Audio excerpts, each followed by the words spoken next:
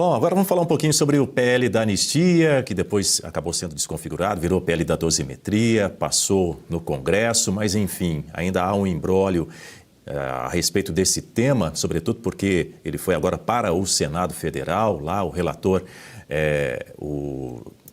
o senador Amin.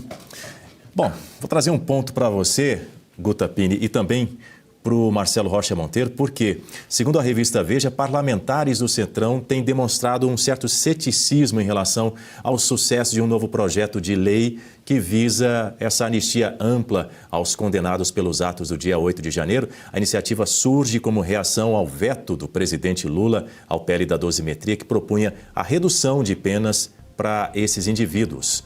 Embora o senador Esperidião Amin tenha apresentado uma proposta de anistia irrestrita, líderes do Centrão avaliam que as chances de aprovação são baixas, preferindo focar na derrubada do veto de Lula como uma estratégia mais viável do que emplacar uma anistia. Guta Pini, eu quero te ouvir primeiro, porque um novo projeto de lei, eu quero saber a sua opinião, um novo projeto de lei que dê esse perdão total aos condenados do 8 de janeiro, na sua avaliação, tem alguma possibilidade de avançar no Congresso ou essa descrença do Centrão condiz com a realidade? Eu diria mais, esse PL da anistia, nós acompanhamos durante todo o ano passado, ele não avançou muito por conta dessa falta de apelo, né, do próprio Centrão em torno desse projeto, que acabou deixando com que esse projeto acabasse sendo engavetado ainda no ano passado, justamente por falta de apoio dessas legendas do Centrão.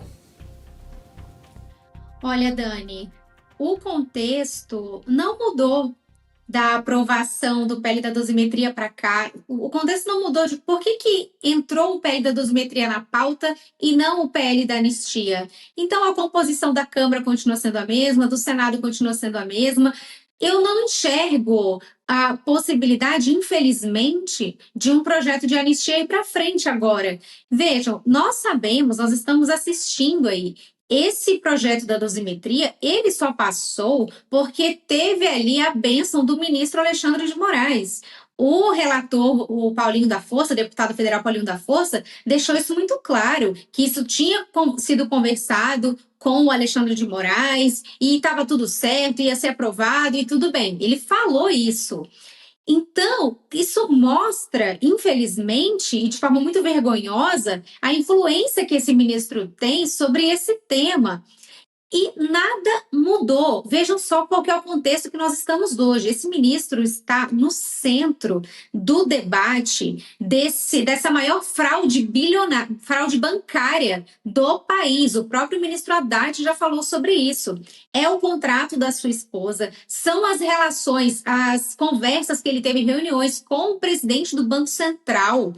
Então, essa questão agora que ele abriu um inquérito para investigar quem que está vazando informação, e ainda assim, a gente não vê nenhum tipo de recuo por parte do ministro. E a gente consegue avaliar isso pela própria atuação dele no caso do ex-presidente Jair Bolsonaro. Não concede prisão domiciliar em caráter humanitário, não permitiu imediatamente que o ex-presidente pudesse fazer os exames logo depois da queda. Então, essa é a pessoa, esse é o ministro que tem essa influência patente no Congresso Nacional. Então, nada mudou. O que nos faria acreditar que agora um projeto de anistia passaria? Infelizmente, isso é doloroso. A gente tem que admitir isso, mas eu não consigo enxergar, hoje pelo menos, espaço para essa aprovação. E até de forma, pensando estrategicamente, eu penso que o ideal seria sim derrubar esse veto, pelo menos já garantir isso. Garante a derrubada desse veto e aí continua trabalhando por essa anistia. E tem, inclusive, um outro projeto de lei que foi protocolado pelo senador Carlos Viana, que é o presidente da CPMI. Esse projeto de lei visa extinguir esses crimes contra o Estado Democrático de Direito. Na medida em que, se esse projeto for aprovado, esses crimes deixam de existir. E daí você não precisa mais nem de anistia.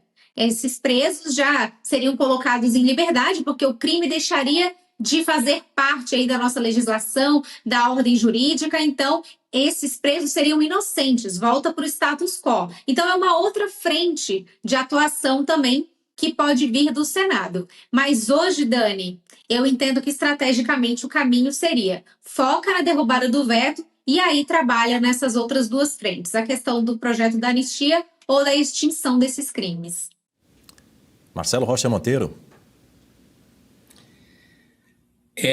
Eu tenho uma visão um pouquinho diferente sobre isso. Eu acho que tem que, sem dúvida alguma, lutar pela derrubada do veto do chamado projeto da dosimetria, né, que na verdade é redução de penas.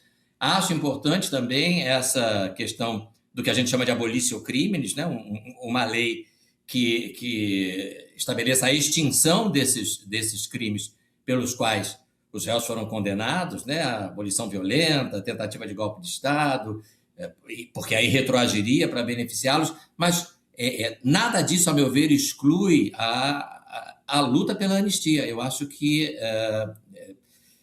veja, eu sou o mais velho aqui no momento, aqui no ar, eu certamente sou o mais velho aqui dos três. Quando a campanha pela anistia de 1979, né, quando foi aprovada a lei de anistia para aqueles que se envolveram, inclusive em atos de terrorismo, né, na época do governo militar, essa campanha começou em 1975. Né? Foi fundado aqui no Rio de Janeiro, em dezembro de 75, o Comitê Feminino pela Anistia, alguma coisa assim, que era liderado pela Terezinha Zerbini, ligada ao brizolismo. Né? 75 ainda era governo Geisel. Né? Depois a campanha se intensificou em 1978, com a fundação do Comitê Brasileiro pela Anistia, ainda no governo Geisel. Ainda não era nem o governo Figueiredo que prometeu, né, e entregou aquela abertura, né, redemocratização, etc., e em cujo governo, em 79, foi assinado o projeto, a lei da anistia. Né? Mas essa luta começou ainda no governo Geisel, quer dizer, ainda um período de autoritarismo, né? Em condições que pareciam absolutamente desfavoráveis, mas a esquerda, né, não se intimidou com isso.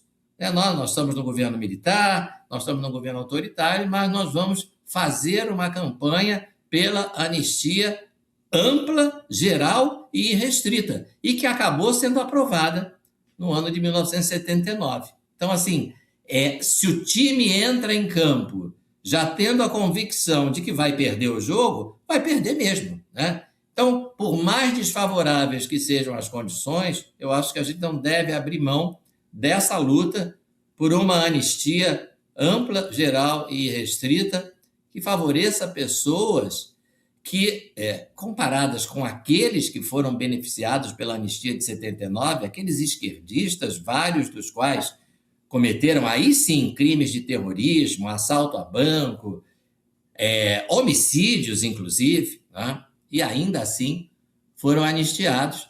Então, essas pessoas que nada fizeram, senão, em alguns casos, praticar crime de dano contra o patrimônio público, né? Crime cuja pena é de sexta básica do juizado especial, e estão aí condenadas a 15, 16, 17 anos de prisão. Isso para não falar do presidente Bolsonaro, né? Que não fez absolutamente nada, não praticou nenhum ilícito penal e está cumprindo uma pena de 27 anos de prisão em condições insalubres. Então, eu acho que a luta deve ser, sim, pela anistia, sem prejuízo dessas outras medidas importantes que a Guta mencionou, mas a gente não deve desistir dessa bandeira.